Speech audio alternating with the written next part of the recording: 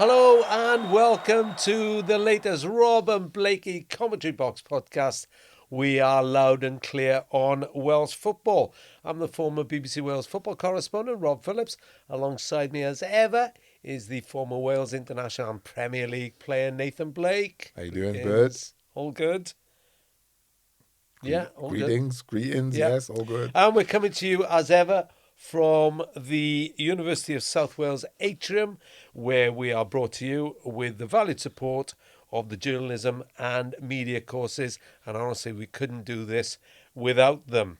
Tell your friends, we're on all social media outlets. So we're on Instagram, X, Blue Sky, Threads. Watch us on YouTube and get us wherever you get your podcasts. We've got so much to get through today, and you will have already noticed there is not just two of us, there are three of us, because we've got a very special guest with us. Former Wales captain and manager, a victor in Europe. Got to give me time here, okay, to give you the full lowdown. A 9 times Premier League title winner. Add to that 6 FA Cups, 4 League Cups. You can tell she's got a big mantelpiece at home.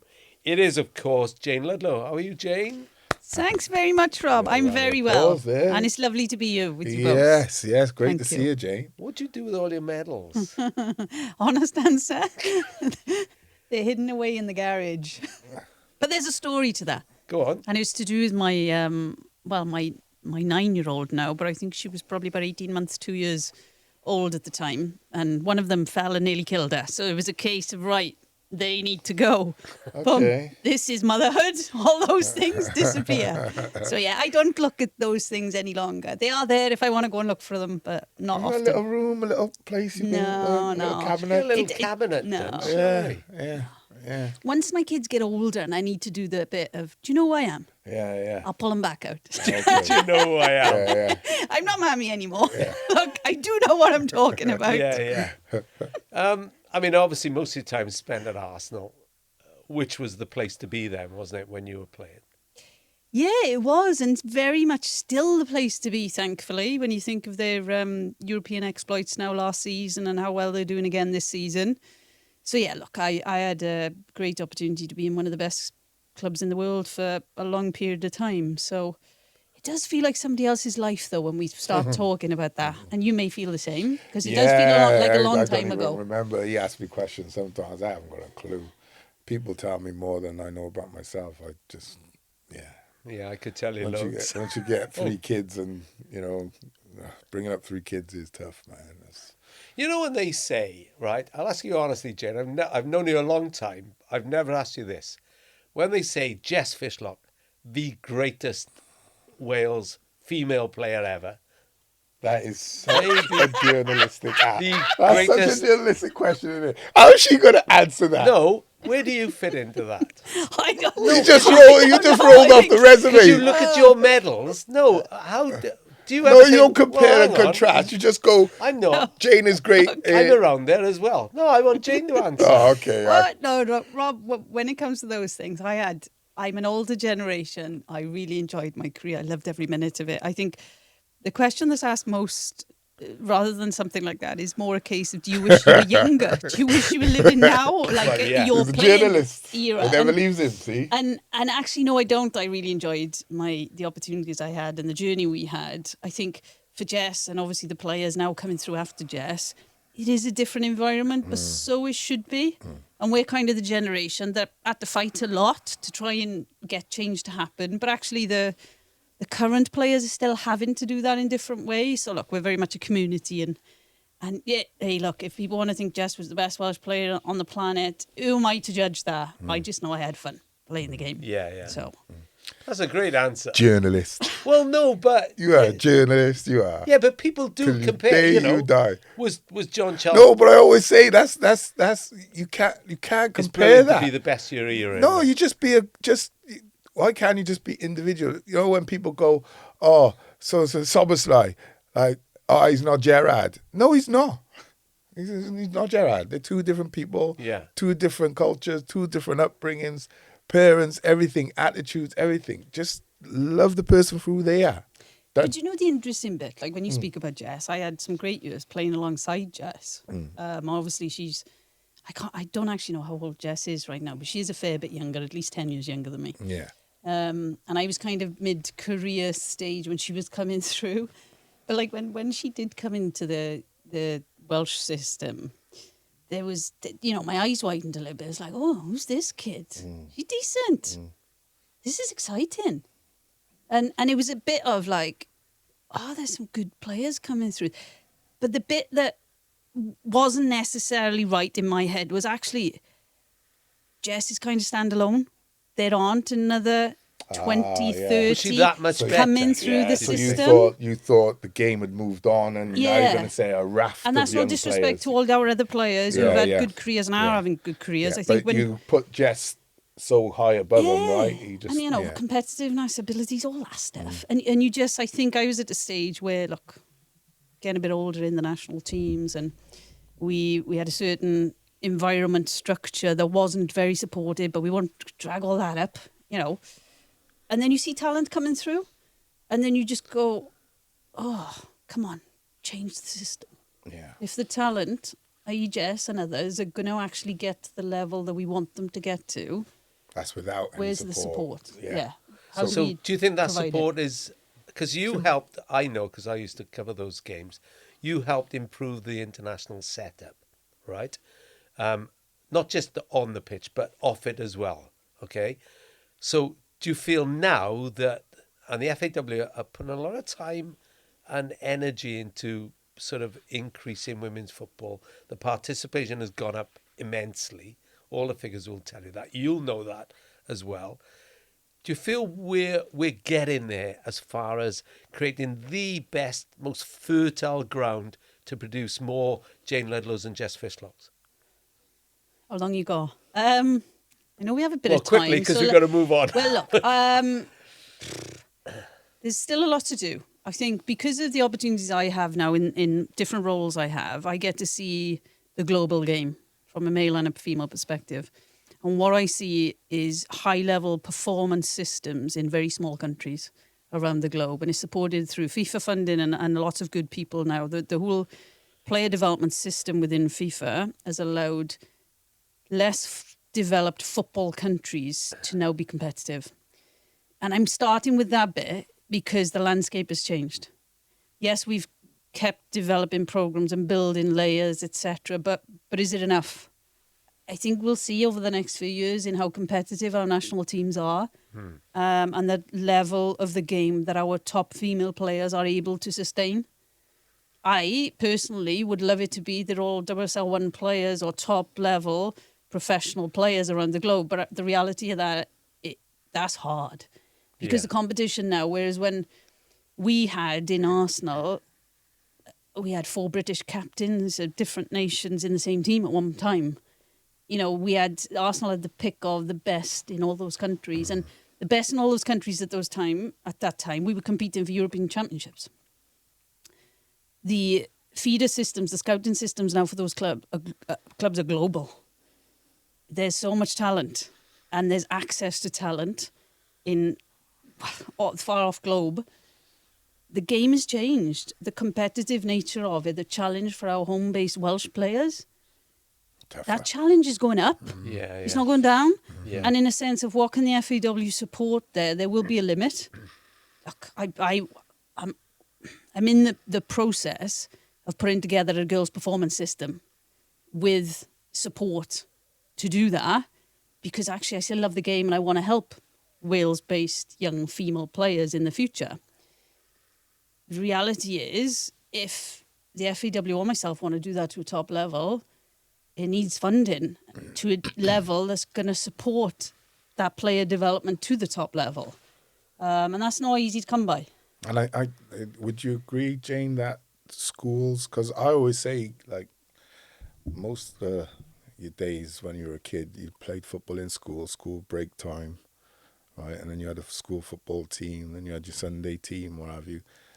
With how communities are now, and I'm just speaking from a Newport perspective, I don't see the competition in schools anymore, the normal primary schools, and I don't see it in the high schools as much. Well, you played football or rugby for the school, you swam for the school, athletics. There's not the same sort of sports program in the everyday primary comprehensive schools. Have you found that? God, really different. I mean, just from, look, my kids come home from school, they tell me a little bit. I don't really know what goes on, but it's definitely not the things I used to come home. I'd be in the yard every breakdown. You live for it, didn't you? I'd just be getting a football and joining in, even though it wasn't the thing for girls then. I'd be doing that, and there'd be some activity, or it'd be cricket or something. It's not the experience. Sophia's not having that experience. My little boy's a little bit younger. He kicks the ball about a bit, but from what I understand, and the lack of funding in the systems now to be able to do that, it's a very different environment. Sport's been cut. Yeah. Mind you, when I was in school, I'm older than the two of you.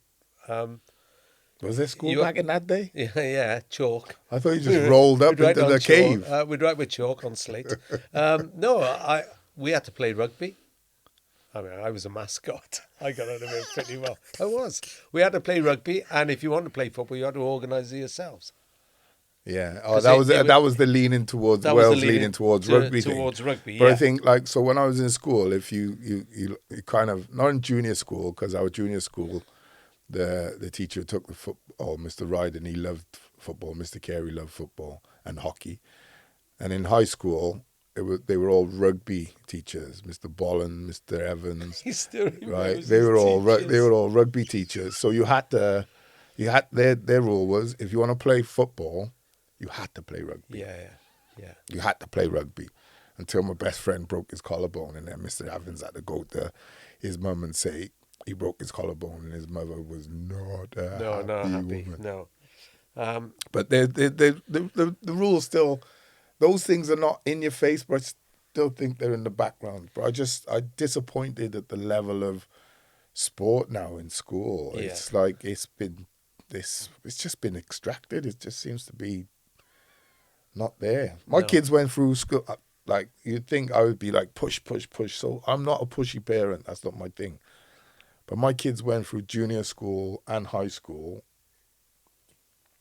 Probably played rugby a couple of times, football, never. They just play their Sunday league games.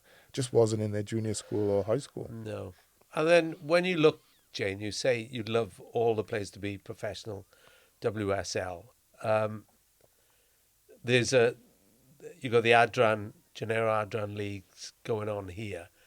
When you see what Wrexham are doing, bringing in Jenny Sugarman, who I'm sure you knew before, that was a statement of intent for them. And, of course, they won the equivalent of the Women's League Cup 2 weeks ago.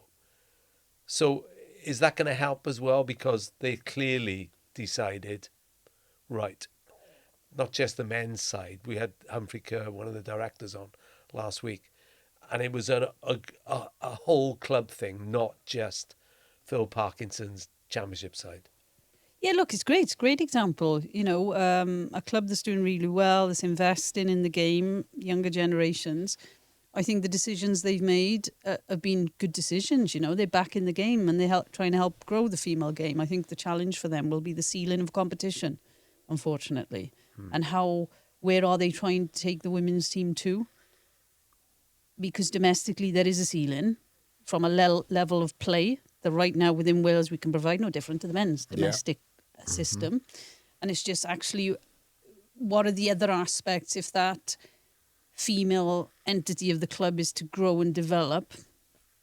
Do they move Where into does England? that competition come That's from? my next Do they have to question. move into England? Hey, I wouldn't even, let's not go down the route of all that stuff today. What you're saying is that they may face that decision. No, I think I actually wasn't going that route in my head. I was thinking because of the ownership and the contacts and the networks, there are so many different avenues in the women's game. And it's a very different entity now and how it's growing. Yeah.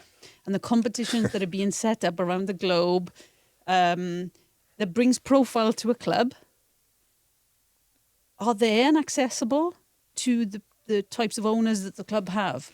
So, no, I don't necessarily think it needs to be, they jump over the border. I think there are different options for them. Yeah, okay. That's a headlock. That's a hell of a headlock you got out of there, Jane.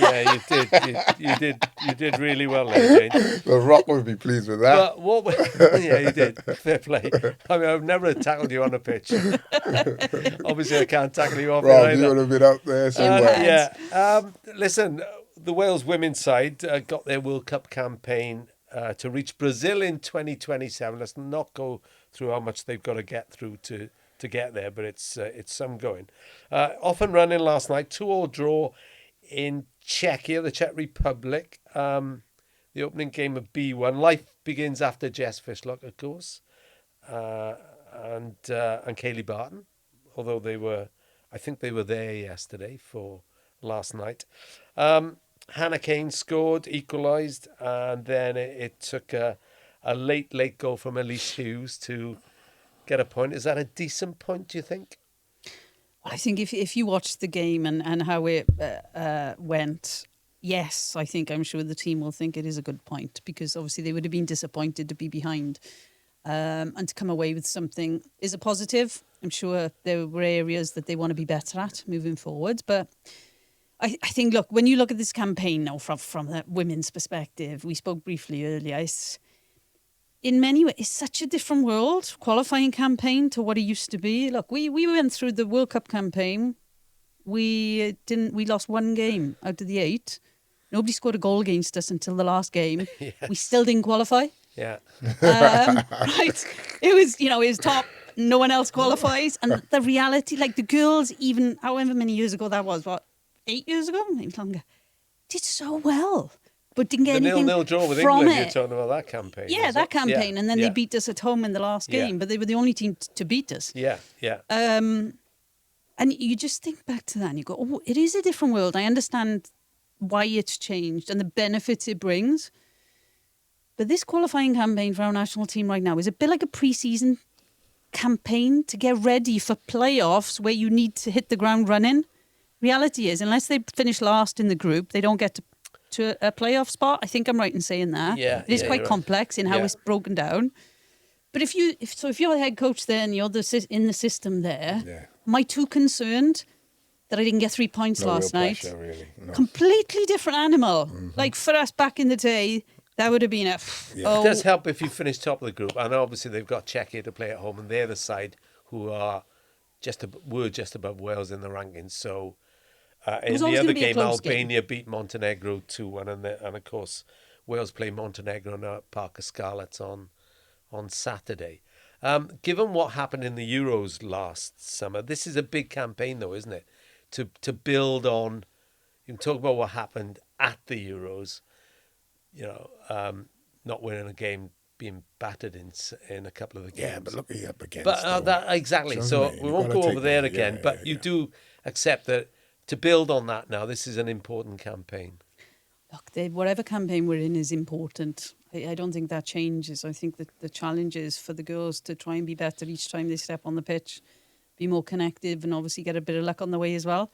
I think there's some challenges there from transition of players moving out and new players coming in and getting some more time and learning opportunities for them. And there could, young players in particular, you have to be aware that mistakes will be made, etc. But to support them through it, it'll be interesting. I honestly, it's such a different playing field now from a competitive qualification campaign.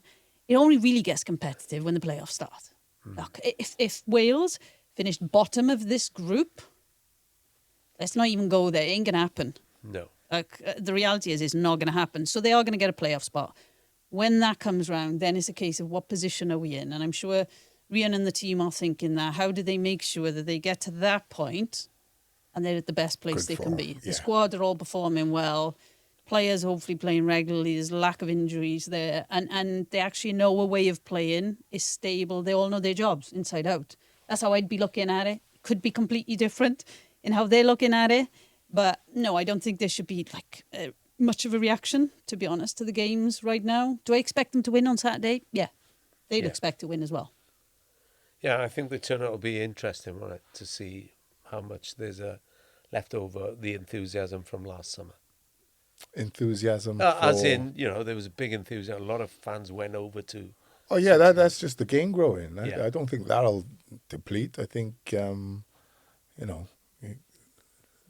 just grow. It'll just continue to grow. Yeah. But yeah, you'll need success on the back of that. But I mean, like Jayne's saying, the qualification it's a weird structure. It is, yeah, right? very odd. So, there's no real pressure on you right now. Pressure comes at the playoff situation. Yeah. But I think, I don't see any reason why the fans would all of a sudden go from, 16,000, I think, the best crowd at home, all of a sudden like down to 5 or what have you. Might be the opposition you're playing against or the importance of the game. But right now, when it's not the pressure, you're not going to, just like a men's game, right? It's no different. No. You're playing, Wales are playing Luxembourg in a qualifier or they're playing, Bosnia in a playoff. You're going to fill that stadium. Luxembourg, you might not. You know what I mean? Yeah. Let's move on then. Talking of the men's team, Wales play Bosnia in their World Cup playoffs. Proper World Cup playoff. Semi-final on March the 26th, and then Italy or Northern Ireland, we hope, in another playoff semi-final. 5 days later. Craig Bellamy announces his squad in a week or so's time. One player I'm sure will be in the squad is the Cardiff centre-back Dylan Lawlor. Oh, why'd you say you're sure? Why'd you say you're sure? Because he's been injured for a long time. I'm just trying to play devil's advocate now. But you're saying I'm sure because of the... We haven't got time for you to play devil's advocate. For the goal and the performance. Because I watched him on Saturday and yes, it was League One, but he did everything that Craig Bellamy everything that think a minute. Provided the reason why Craig Bellamy picked him for previous squads. Okay, just think a minute. What I'm saying to you is you're taking that basis off a League One. If he's Premier League, listen. He was League One when he was picked early in the season. I know. Well, there we are. But you're saying is almost as if to say he should automatically go in there and play, or automatically go in. But then you have to say, well, there's other players as well. Yeah. Okay. So you're saying don't pick him? Are you putting words in my mouth? No. Are you doing that, or are you doing that thing again where you just done to Jayne? Do you ask him? You know what I mean? You're doing that. You're doing that journalist thing. All right, then. Would you pick him for the next Welsh squad? I don't know. I haven't looked at all the players available and what have you. There's more to it than just score a great goal and then you get picked. No. It doesn't work like that. No. He didn't just I'm trying to score take a you great into goal. the sort of realms of what Bellamy would be thinking. He didn't just score. Possibly, yeah. He didn't just score a great goal. He set up the first goal. I just told you with that. a really good pass. I just told you that off camera. Yeah. Well, I watched it myself on Saturday. Okay. And then in the same game, he provided a goal-stopping block. Yeah. That any defender would have been proud of. Yeah, your point. My point being that he did everything that in that game that enabled Craig Bellamy to feel he was ready for international football from League One at the start of this campaign. We've had Capacchio, there's such thing as blood in youngsters, Rob, as well. Yeah, okay. It's not just this is a World Cup. This is it. All right, then just tell me on the goal then. How good was that goal? These two games. No, let's talk about. We're talking football. Don't wriggle out of it because you haven't got the answer you wanted. No, I've got the. I'm just saying he's a very, very talented player. Everyone can see it. Right? He's a brilliant player. But if you're talking about players going up against world class or international level players, it changes. Of course, it does. I said squad. He might be, he might not be. Okay. He's just come back. It's a really interesting discussion to listen to and now be part of. I think. I just love. Look, he's a great player. I can see both ends of that argument in a sense of what you're sharing right now. I think he's similar to in the women's game to a certain extent, that level that you're playing in, week out. And how does it change when you get to the national team? Well, it can be a massive jump. And I think, look, the head coaches, the support system in the FAW will know that. And they'll hopefully have a plan for the talent, like the player you're mentioning, like for that talent to come through and be supported through. And when is the right time? And that's nail on the head. You don't want to just do it because he scored a good goal. Do you know what I Oh mean? no, I'm not. I It's didn't not- say that. You're typical of you. You're Not misconstruing what typical I of said. me. You did. You said said- it's really be in the squad now because he scored a No, great. I didn't say that. Okay, I you didn't said say because but you because had he alluded showed to all the goal. facets Yeah. That We ensured know, but Craig what I'm Bellamy trying to say, picked him at but the what I start was of the trying to say campaign. to you is that he's shown great talent, but it's at League One level. Is what I'm trying to say. But Craig Bellamy Craig Bellamy still is not picked him for the earlier qualifier. because you've got a blood youngsters. All right. Okay.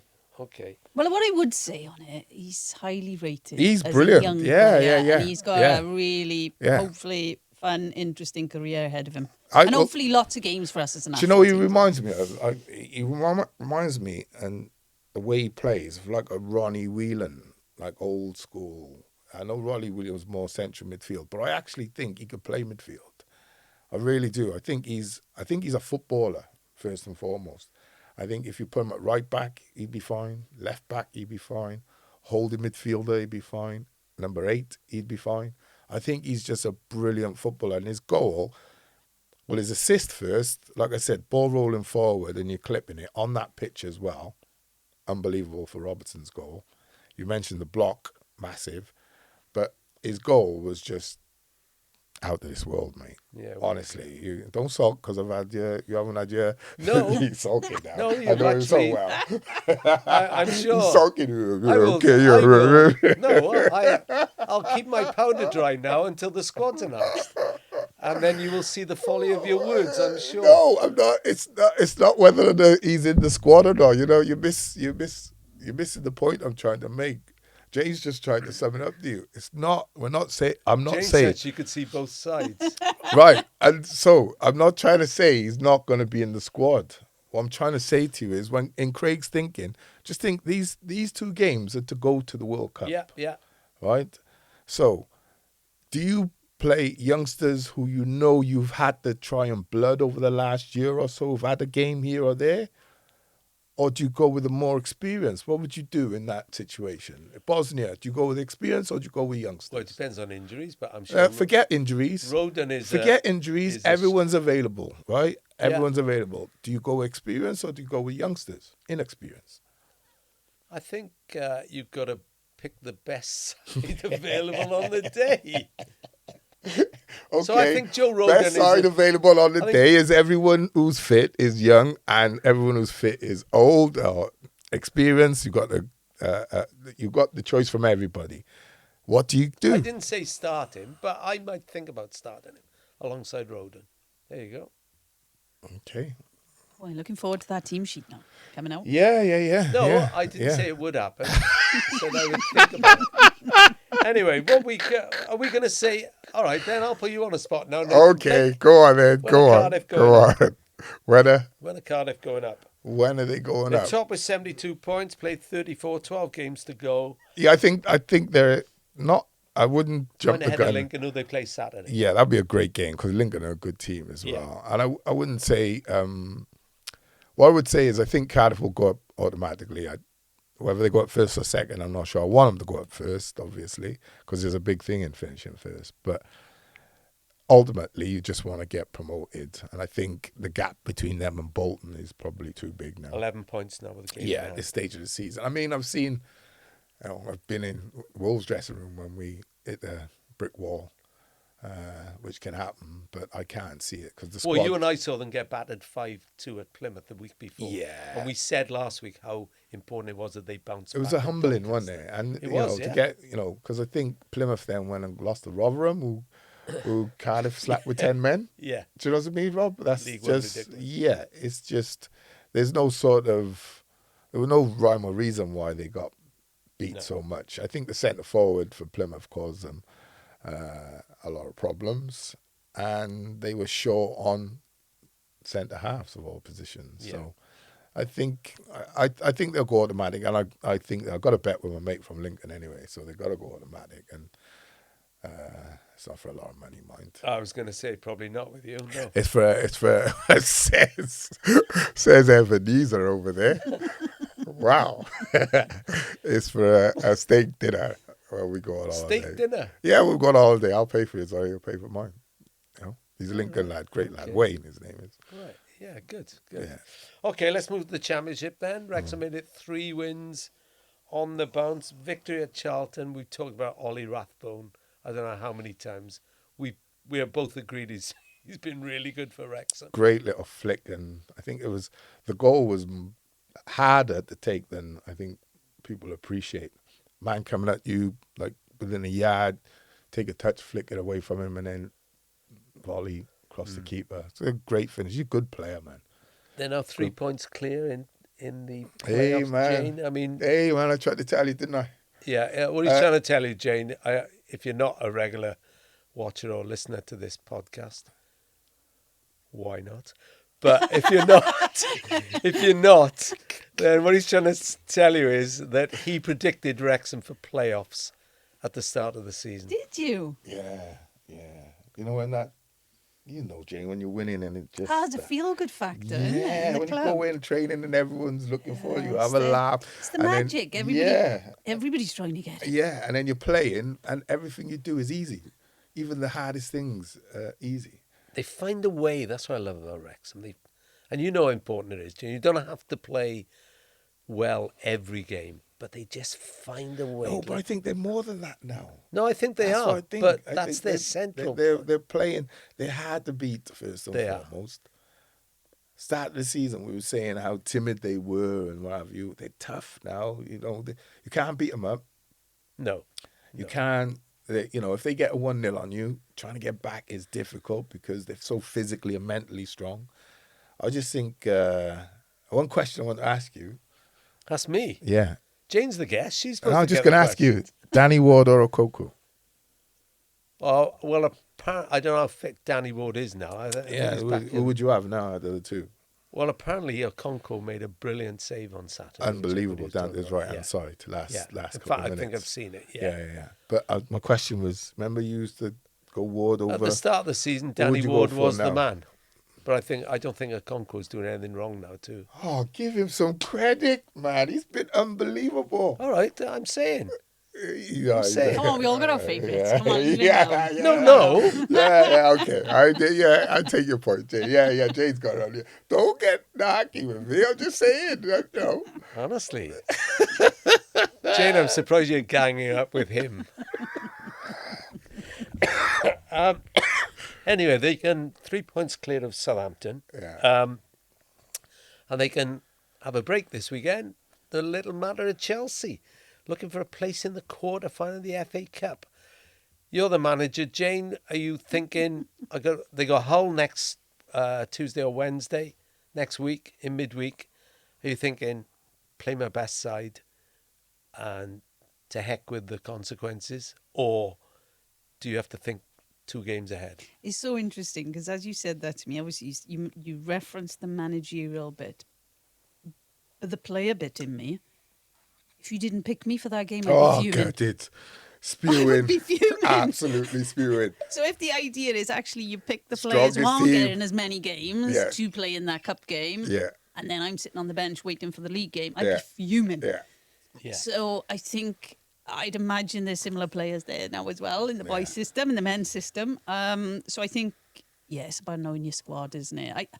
I think the club who are on a roll like that right now will think similarly to others? No, I think they will be another game, let's go win. Another game, let's go win. It's that feel-good factor. It's that they will be, I'm sure they will have a strategy that they think will give them what they need. Will there be risk in it? Could some people get injured and then impact the next game? Yeah, but you have that in every single You game. can't Or a think training like that. session. even. Yeah, Yeah, if yeah, you're yeah. a top-level manager, you quite like risk. It's just, Yeah. which Yeah, level do you want to pick feed off today? it, right? Yeah. And if you're a player, you the bigger the competition, the better. Yeah. And it's a great tie You don't for mind them, being isn't it? left out in the second round if you're playing against, no disrespect, like a Macclesfield or something like that. You think, yeah. But these players who played against Ipswich now, they're going to be thinking to themselves, right, this is what you work for. You wanna you test try and yourself. beat Ipswich. You try and beat Ipswich to get a plum tie. Yeah. Imagine the gaffer just coming to you now and going, sitting you down. I'd be like, no, you're not. No. I mean, does it a lot with the strikers because they've got so many strikers. Yeah, for yeah. the places. But But they're can main. they shock Chelsea on Saturday night? Of course, yeah. Chelsea got a problem with petulance at the moment for me. A young team, they're a typical team which has too many young players, no experience, right? And a young manager who was brilliant, by the way. But I don't know if anyone, I don't hear the identification of we lack experience. It doesn't seem to be that talk. You know, when Chelsea were at their best and the Mourinho, the players that come in, and then the mentality was, this is Chelsea, we got to win something. And they started winning, and they continued to win. And then different managers came in, it continued. Champions League continued. So there was a mentality, but those experienced players at the top, I think the biggest mistake they made is when they had the changeover, they kind of cut it all and just got rid of everybody behind the scenes too, and then brought in and what they've got. If you keep replenishing youngsters, like, they never become experienced. By the time you get rid of them, they come experience elsewhere. Yeah, exactly. Right? So you never get the benefit of what you've first put into them. So for me, I think Chelsea, a classic case of, you need probably 4 or 5, maybe 6 senior players who have like 28, 29 and won things, big things, to just settle people down. Because right now, I think they've got 9 red cards, is it, this season? 9 red cards, yeah. I mean, and a lot of them are like, you know, you can understand if someone goes a 50-50 and missed times or anything like that. But a lot of them is like Pedro Neto's is ridiculous. Neto's was petulance, right? Because he's a bit nagged that the geezer's done him for pace as well. Yeah. He's got a yellow card off nothing. He's done me for pace, and I'm just going to take him out. And he's Neto. He's not a dirty player by any stretch of imagination. He's just frustrated and a bit of, you know, where the senior player would say, "Oh, settle down." Yeah, it does seem that Wrexham can do very little wrong on all parts of the moment, Jane, doesn't it? No, it's great to have a Welsh club doing so well. It's absolutely great for us. I think, what's their ceiling? We will see next few weeks. Hopefully there isn't one. I think it's great. Look, the profile is bringing the club, obviously the area, but just nation as well. I think they go Premier League, see. I think they go what I hope would happen to Cardiff with a billionaire owner. You put right people... This season or... No, just over the last 15 years. No, I mean, do you see them Premier League this season or next season? I wouldn't fancy anybody... I wouldn't fancy anyone else if they went into the playoffs. Right. Put it this way. Really good. Really good. Because they've had how many playoff victories now? And I know it's a different level, but there's something about the way the club is and run and the build-up and Parkinson and experience. Yeah. Do you know what I mean? It's You'd like to know what Phil Parkinson drinks, wouldn't you? Because he's 6 promotions. They've recruited a lot of good, they did. knowledgeable, experienced football people who have worked at a very good level in the game. There's a good team of people in the background there. We talked about, I asked you, Jane, about, you know, who would you leave out thinking about the next game. Swansea City's faint hopes of playoffs disappeared, basically, with a 3-0 defeat at Ipswich. As I said, I wasn't at a game on Saturday, so I was watching social media as the team news came in, and Jan Vipotnik, 16 league goals. Their next highest scorer is Liam Cullen with 4, and Gonzalo Franco with 4. He was on the bench. Who? Vipotnik. No. He was. Oh, I didn't realise that. And he came on, I Did forget he hit when that free kick late on? Someone hit the free Yeah, kick no, and he hit the did bar. come on, but he was on the bench. Someone hit the free kick and hit the bar late on. To That was start. Vipotnik, wasn't it? Yeah, he was To mad start. power. He didn't start. He was did on the... No. And now, there were Okay. some on social media, and you can't... It's just a sounding board. Some saying, what on earth is Vito Matos doing? Not starting Vipotnik. Others saying, well, hang on, he's played a lot of games lately, and, you know, he needs a rest every now and then. BBM does it at Cardiff. He rests players all the time. Thoughts, Jayne Ludlow? Oh, God. This is an easy one to answer. Because there's no... Well, let me finish my point, though. What I should have said as well is... he's got more. I could see both sides, and then I'm thinking, well, hang on, Swansea haven't got a game for a week after Ipswich, so there's no midweek game this week. Thoughts, Jane? Right. managerial coach head on. There is so much context that goes into those decisions from a head coach and a multidisciplinary team perspective. We could guess right now on why that decision was made, and is it just rest, or is it something else? Does the player have an issue of some sort they're trying to manage? Is it, I don't know, related to another player in some capacity? I think, look, the big thing for me, I say this because I'm in the coaching fraternity, is like that trust the head coach decision. The wider public, the fans, will never know all the context to why that decision's been made. Don't get me wrong, the head coach is paid very well to make those decisions, but it is about piecing the puzzle together. Yeah, Every game that comes round, fly on the wall. which bit goes where and why, and it is far wider now than just a head coach. I've mentioned a head coach a few times, but it's like a leadership team within the environment, that multidisciplinary team, the performance support team will have just as much say as the coaching team. So it's piecing all the bits of the puzzle together. Couldn't sit me down. Striker, goals, on fire, scoring for fun. Not beyond the realms to think if we go on a great run, because it happens. That's what I say. If we go on a great run, we can finish, in the playoffs. So for me, when a striker's on form, I know it's kind of different today because strikers seem to get rested a lot as well. But I'm like, mate, you're sat in the middle of the table, and there's, like I said, an outside chance to go for the playoffs. I think unless the player is coming to you and saying, Gaffer, my calf is struggling, my groin is a bit tight, my hamstring's a bit sore, and he says, can you give me 15, 20 if we need you to come on? Well, yeah. I don't know if players ever said that, by the way. I bet you haven't. Well, if you've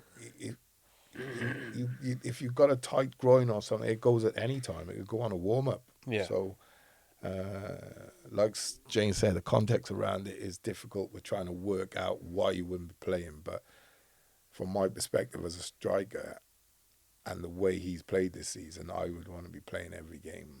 Yeah. Well, we'll see what happens on Saturday. They got Stoke at home. Was the question not asked? I didn't see an answer afterwards, given about it. why he didn't pick him. I didn't see an answer. And they were well beaten by a good Ipswich side who won. Well, they were a bit soft, Swansea were. Conceded after 2-3 minutes. Yeah. And they've got a soft underbelly. That's what I would say. We've said it all season, right? They're a bit lightweight at times. And they didn't get bullied, but Ipswich were just too much for them. And their away form, as we've talked about, is not great. So we're recording this on Wednesday, and on Tuesday night, Newport County, 3-1 winners over Tranmere, are moved out of the bottom two. 7 points from their last 12. First out of the bottom two since September, October. And they've got a home game against Colchester United this Saturday. I know you saw some of it, Nathan Blake. I left early. Never leave a game early. Is another great escape on? Oh, listen.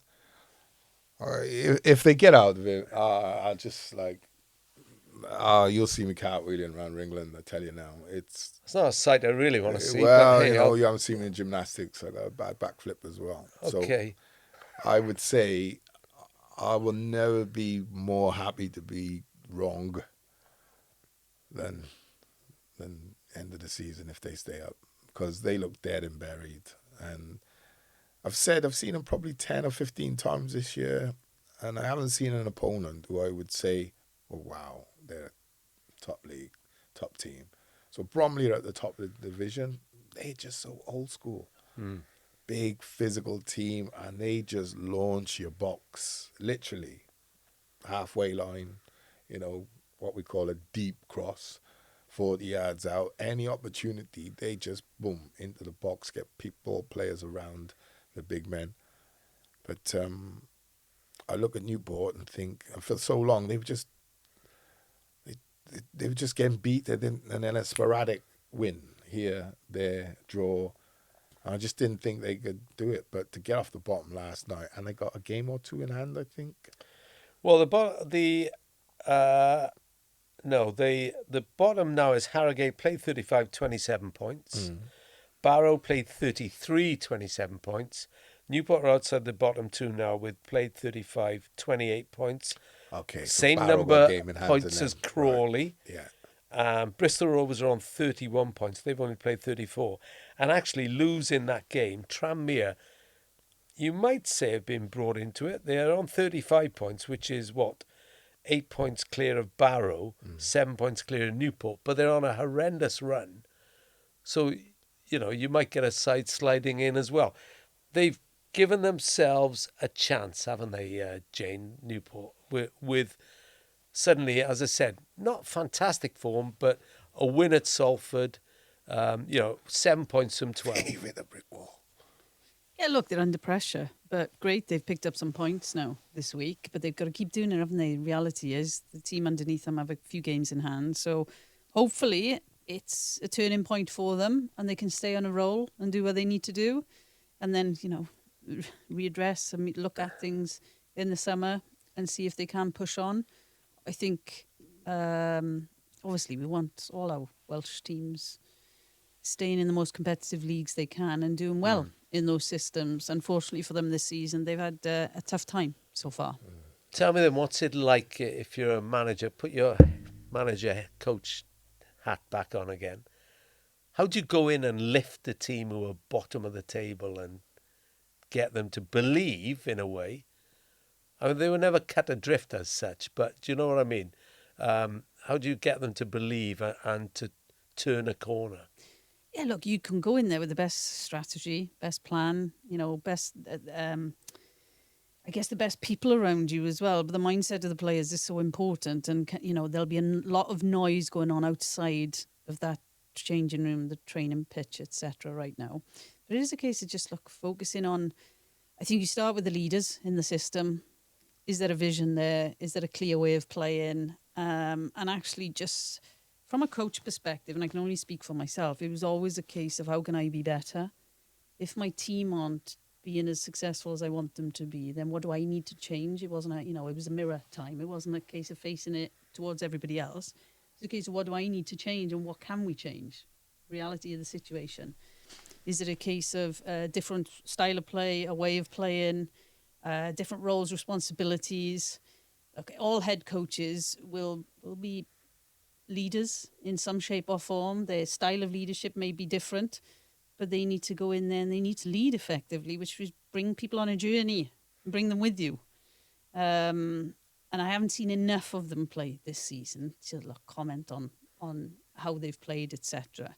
But very much from a people perspective, are they all on the same page? Are they heading towards the same direction? Because they definitely need that right now. And everybody stepping on the pitch and doing their job as best as they can to try and get that result and stay in the league. And Nathan, last on Newport, psychologically, how important do you think it could be that they're out of that bottom I think two it's now? massive, Rob. I'd expect them to go and beat Colchester now Saturday. And you haven't said that very often this season, have you? No, I expect them to go and beat Colchester and really put themselves a little... Sorry, there's emergency calls and all that. I expect them to go and beat Colchester and really... It just won't stop ringing, Rob. That's how important I am. Right. Expect them to go and beat Colchester and... start to form a bit of a gap between themselves and Barrow. No, Barrow's got a game or two in hand over them, but they're on such a bad roll. Yeah, as we often say, when you're in that situation, it's a bit like going into the playoffs. It's who's in form Absolutely. at this time of the season, you know. Well, there we are. Merthyr, still third in the National League North, despite a disappointing 3-1 home defeat. Yeah, the manager, they Buxton. can't quite get back on... I was just about to say that. He said we haven't played well for weeks. Yeah, I loved his interview. Yeah. And the honesty in it and how they're going to get back. But, yeah, I think he's done well because he's not made any sort of... He hasn't had any sort of complaints towards losing players or anything like that. He's accepted that's just the Not nature at of all. the beast. He said right? that was that's one of the nature things beast. that had been they had to get It's over. a positive, but it's a negative Yeah, for him, right? exactly, Yeah. yeah. So, and, I love his mindset and saying we just need to get back to sort of doing what we did best. And Yeah, Paul Michael has done a terrific job at Merthyr, coming up last season and really punching above their weight this season, Way certainly above, budget-wise. Really good. So they're still 10 points clear of Telford, who occupy the final playoff place. They're away to Radcliffe this Saturday. Right, as I said, this is the Rob and Blakey Commentary Box podcast. We're loud and clear on Welsh football. You can find us on all the usual places where you get your podcasts, on YouTube as well, and including Spotify. If you haven't caught our Best Of series yet, it's still there. And of course, if you missed Wrexham director Humphrey Kerr last week, well, that's still available at all your usual podcast outlets. Delighted to say we've got the former Wales player, captain, manager, Jayne Ludlow, alongside myself and Nathan Blake for this edition. And as I said earlier, we record this on a Wednesday. Last night, the new Saints collected their 4th successive Cymru Premier League title, their 18th overall. 2-1 win at Connah's ensured that they moved 18 points clear of the Nomads with 5 games to go. Did I say they were winning in March? If they win it in March, you might have said that. Yeah. Ben Wilson penalty put them ahead later on. Harry Franklin equalised, but Danny Davis's goal in the 94th minute ensured they've now won 11 of the last 13 titles. Their domination only interrupted by Connah's for 2 seasons in 2020-2021. Now, when you were talking, Jane, about the development of women's football, TNS are so much better than everybody else. How do you overcome that? I think if you're a TNS fan, it's great. From a wider perspective of the domestic game, it's not great, is it? There's a gap, quite a big gap. You'd like to think the rest of the teams can catch up and find a way to do that. But look, I think it's a bigger picture of football in Wales and domestically. What do we expect from it? Where are we trying to get to with it? Whether you're talking men's or women's game. I think it's an interesting conversation to have. From an FAW perspective, what is the plan and where are they trying to go? Because, like you said, if you're fans of those clubs who are winning by those margins, great. Yeah. But actually, it's not great from where the game is going and the development of the game. Hopefully, in the future and the next strategic plan that comes out from the FAW, there is a plan there to try and address the competition levels. Well, they are on making both. changes the way the league is structured and all that, aren't they? So, In what sense? but then you need investment, like Haverfordwest are getting investment in, but I don't know how big that investment is. You said this. It's changing the isn't it? Aren't they changing the next year or two on?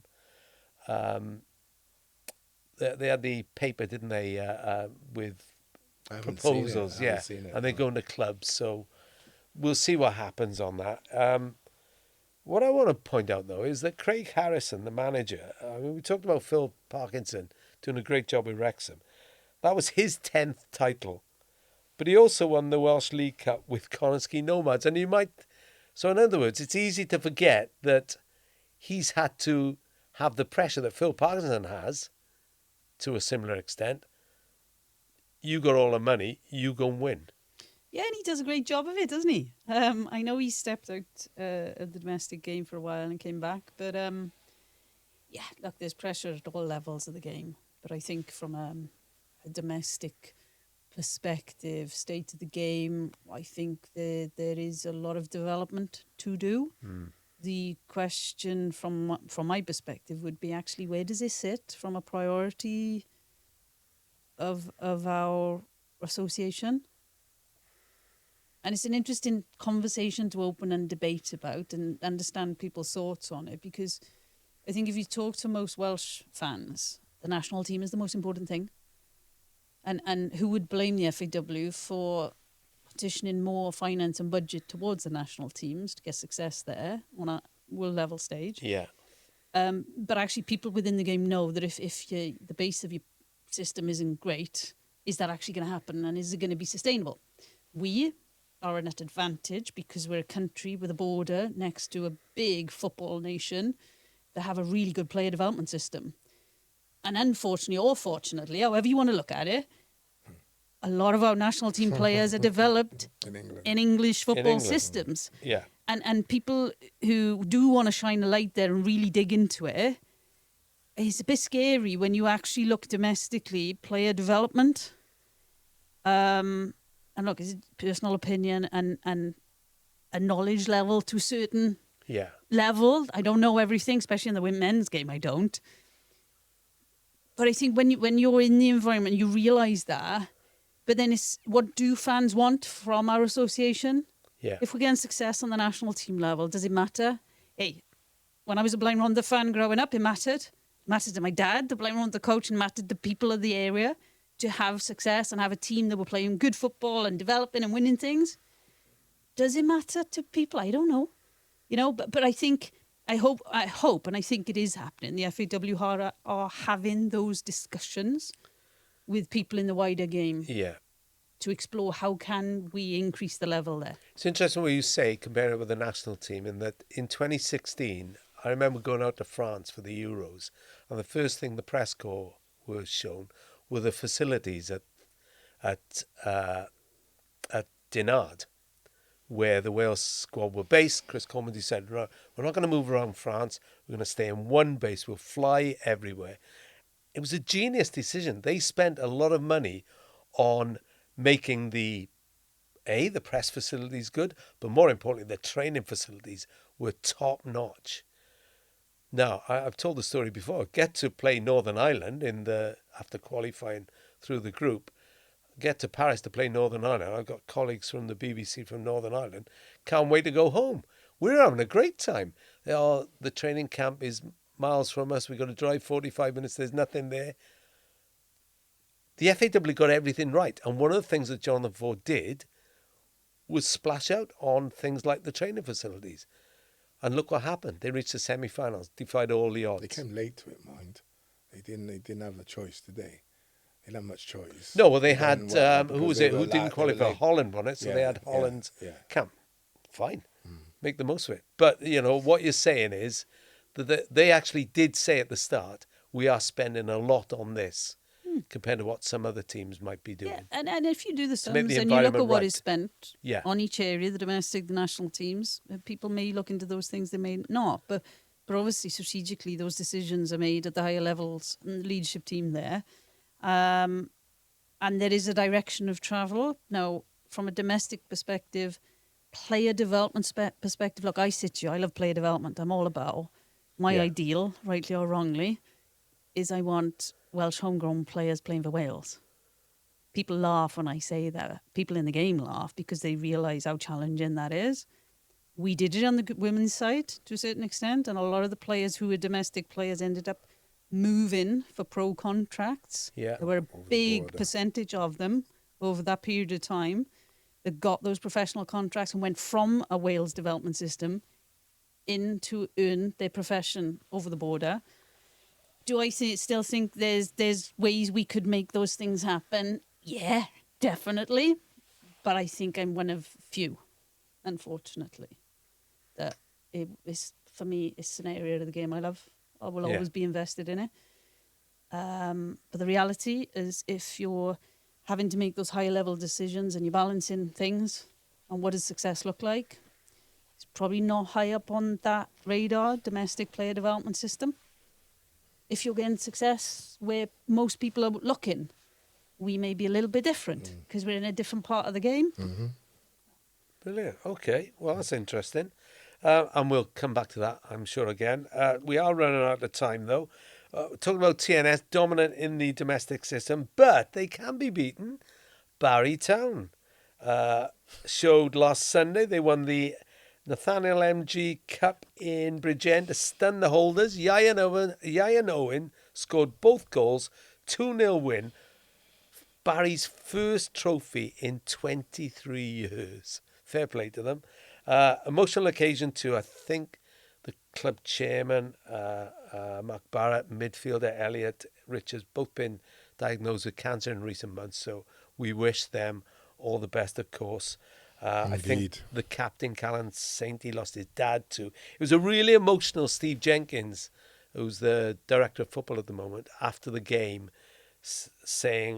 praising how tight the group was to get through everything. And any win over TNS is a great win. So it was a really cheerful story, not for TNS, but it was a really good, feel-good story as well, don't you think? Yeah. Are you talking to me? Yeah. Oh, I thought you was talking to Jane. No, Yeah, you're no. part of this. No, It's the Rob and Blakey podcast. Yeah. Well, you're addressing Jane, Hey, I Rob thought, and Jane still. podcast going forward. Here we go. Yeah, well, there we Actually, what an idea that is. Yeah. I was actually thinking when Jane spoke. All the best, mate. Yeah. Jane, you were saying. Yeah, well, I was thinking when Jane gave her last answer, you didn't come back with anything. Well, no, You because just moved we're on. running out of time. Oh, I that's all. thought it was because she bamboozled you a bit. No, But no. hey, well, we'll see. We'll get it back again. But, And yeah, talk about it again. great story for Barry, like you say, beating TNS. So yeah, great, Yeah, Jenks and Andy Legg as well down there. So brilliant. And they're fair play to them. It wasn't just a one-off. They popped up. Ian Owen again scored the winner last night to beat Penabont 1-0. So in the league. And we'll finish where we started with women's football. Wrexham moved to within a point of Adran Premier leaders Cardiff and have a game in hand after a 3-1 win over the Bluebirds of the Cardiff City Stadium on Saturday. It was Cardiff's first domestic home defeat since Wrexham won there in March last year. Pontypridd United's, I know this will hit you, Jane, you won't like this, but Pontypridd United's relegation was confirmed. They lost 5-0 to Aberystwyth Town. ABBA's biggest ever Premier win. Yeah, and look, as you're sharing that, Rob, it's, domestic game, player development, all that stuff. I all could comes sit back to here. it, doesn't I it? could sit here for hours. That's what I was just thinking and to myself. talk about it. Some people will agree with me. Some people will be on a completely different page to me. No, I'm on your page, Jane. Look, I think we're in the game. We love the game. We want to. My day. I wake up every morning. You kind of want to be. You want to be the person who's helping the next generation come through and want them to be aspirational and want them to be the best in the world that they can possibly be, right? And compete at that level. And on a daily basis, I'm frustrated that just doors aren't opening in enough for young talent Not enough opportunity. to get there. Like, would the talent share is just the pathway that is available to them has a ceiling right now. Well, I hope people watching this are picking up what Jayne Ludlow says, because I know this podcast is listened to and watched in the highest echelons of Welsh football. So, I hope they're listening. Finally, Swansea moved to within 5 points of the top spot, game in hand, after a 5-2 win over the New Saints. Great day for Chloe Chivers. I'm sure you're aware of Chloe Chivers. Oh, I know Chloe very well, yes. She was in school with my daughter. I think I've said this before. She scored 4 of the 5 goals. In the other game, Britain Ferry Lansell drew 1-0 with Barry. It's been brilliant having you, Jane. You even got to mention one of the first clubs I ever covered as a journalist, Blind Ron, the football club. Hashtag RIP now, unfortunately. I was devastated when that came through. Obviously, you know this, Nathan. I dealt with Jane's dad. He was the manager of Blind Ron there. Nightmare he was. And I was... And I tell you what, if you think Jane can talk, Wimford is just... And he played for Arsenal as well. Yeah. Mate, before I wasn't born. So It was just a great... It was You just know a what I great... was. It was just great days. Yeah, it was fun. That was my upbringing. Yeah. Yeah. Still connected to the roots and yeah. always are, isn't it? That's Yeah. the thing, and I think that's, like we're saying, the opportunity for players to play football. I don't think it can just be this sort of academy sort of system thing. Do you know what I mean? I mean, like, clubs, Saturday, Sunday leagues, and people develop at different times. You might not be a great 9-year-old and in, Cardiff City Academy, but you might be an unbelievable, exceptional 15-year-old. And, you don't want to be overlooked or not get an opportunity, do you? So No. it's And I you think might even- it's gone to everything has to go through an academy sort of Yeah. thing, and I think that's what the schools have almost relied upon. It's all about, if you want to be a professional, you got to be at an academy. Well, no, I don't really agree with that, to be honest with you. No, and also you might want to play for a team like Blind Ronda. And when clubs like that go out of existence, like it happened a few years ago, it it got to me, and it's all part of football's rich tapestry. Spencer Boys, mate. My team in Yeah, England. exactly. Yeah, that club. I used to go to that club every night of the week, Monday to Friday. Yeah. The only time you didn't is if you had a school game. But you went, you trained. Coach Harry Lee, his wife Vicky, Sundays produced the Humpty Dumpty teddy bear and the oranges and the bovrils and everything. And you realise what the commitment was that went into it is unbelievable. So, but they're gone. Yeah. Well, Jayne, it's been great having you. And as I say, I was chuffed you mentioned Blind Rhondda. I've still got the tankard they gave me when I left. Was a player? No, when I was coming over, and when I moved to Plymouth from the Rhondda leader, as it was then, they gave me a tankard as a farewell, and I've still got it. I thought you were going to say a tankard for a player. I was going to say, what game was that? Not up the cupboard, not up the loft like Jayne's medals. Garage. I did that, should I? Yeah, but in my cabinet. So, no, fantastic, Jayne. Thank you for joining us. No, thanks, and as ever, mate, you're in good form. Yeah, no. You were in good form today. It was nice having a little bicker with you. We don't see each other as much now, do we? So we don't get the journeys on the road to really. Yeah. If I tell you about the journey to Plymouth, that'll be for another one. But we argued hammer and tongs all the way there and all the way back. Right. Have a brilliant week. Don't forget, we're Rob and Blakey's Commentary Box podcast. We are loud and clear on Welsh football, and we'll see you next time.